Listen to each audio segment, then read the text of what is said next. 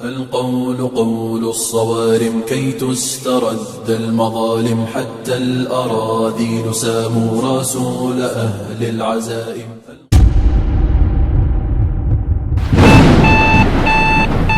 ইতিহাসের পাতায় আজকে যাদের কথা অতীত তাদের অনুসারীরাই আজকের সময় বলছে ইসলাম খতম করে দেব, ইসলাম ও মুসলিমদেরকে নিশ্চিহ্ন করে দেব। এই মূর্খদের জেনে রাখা উচিত এই স্বপ্ন দেখেছিল অনেকেই, কিন্তু ইতিহাসের কবরস্থান আজ তার সাক্ষী। ফেরাউন বলেছিল আমি তোমাদের একমাত্র রব, ক্ষমতার নেশায় সে নিজেকে রব দাবি করেছিল। আল্লাহ তাআলা তার মেহমানদারি করেছিলেন সমুদ্রের তলায়, সমুদ্রকে সাক্ষী রেখে এক নিমিষে ফেরাউনকে ডুবিয়ে দিলেন।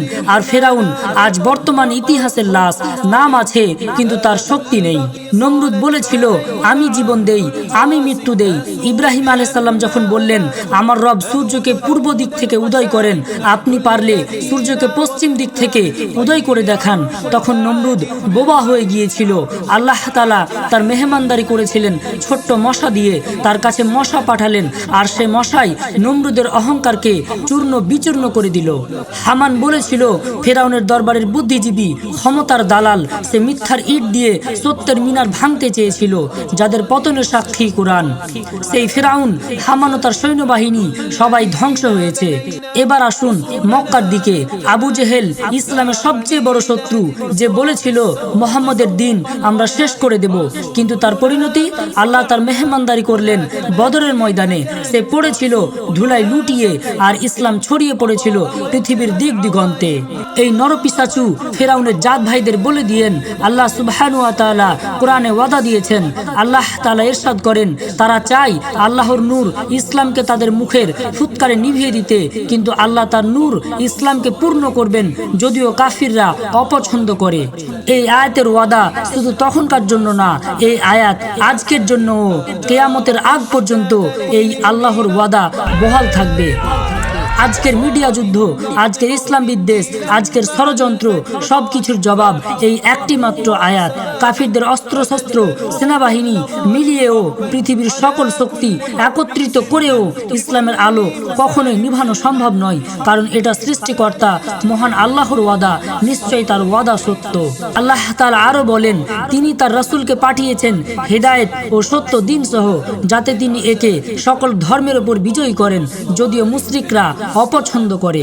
হাদিসে রাসূলুল্লাহ সাল্লাল্লাহু আলাইহি ওয়াসাল্লাম বলেন এই দিন সেখানে পৌঁছবে যেখানে দিন ও রাত পৌঁছয়। আজ যদি মুসলিমদের দুর্বল মনে হয়, আজ যদি সত্য বলা কঠিন হয়, তবুও মনে রাখবেন সত্য কখনো নিভে যায় না, আল্লাহর নূর কখনো পরাজিত হয় না। এই মূর্খদের বলবেন ইতিহাসের পাতা উল্টে পাল্টে দেখতে। গত হয়ে গেছে তাদের বাপদাদারা, ফেরাউন চলে গেছে, নমরুদ চলে গেছে, হামান চলে গেছে, তাদের মূর্খদের বড় পিতা আবু জেহেলও চলে গেছে। আরো কত ইসলাম বিদ্বেষীরা যারা তাদের জীবদ্দশায় বলেছিল পৃথিবী থেকে ইসলামকে মিটিয়ে দেব, আজকে তারাই পৃথিবীর মানচিত্র থেকে মিটে গেছে।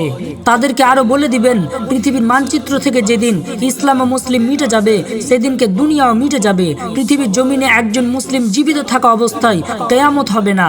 যেদিন পৃথিবীতে একজন মুসলিমও থাকবে না, সেই দিন এই দুনিয়াও থাকবে না। বলা বাহুল্য একজন মুসলিমের বদৌলতেই পৃথিবীর আকাশে এখনো সূর্য উঠছে, আকাশের নিঝুম রাতে মেঘের আড়ালে চাঁদ মিটমিট করে হেসে আলো দিচ্ছে। তাই পৃথিবীর কাফিররা এখনো নিঃশ্বাস নিতে পারছে। আর ইসলাম আজও আছে, আগামীতেও থাকবে, কিয়ামত পর্যন্ত থাকবে, কারণ ইসলাম আল্লাহর নূর, আল্লাহর দেয়া জীবন ব্যবস্থা, আর আল্লাহর নূর কখনো নিভে না বিইজনিল্লাহ। إنما نحن جنود نحرق العار بنار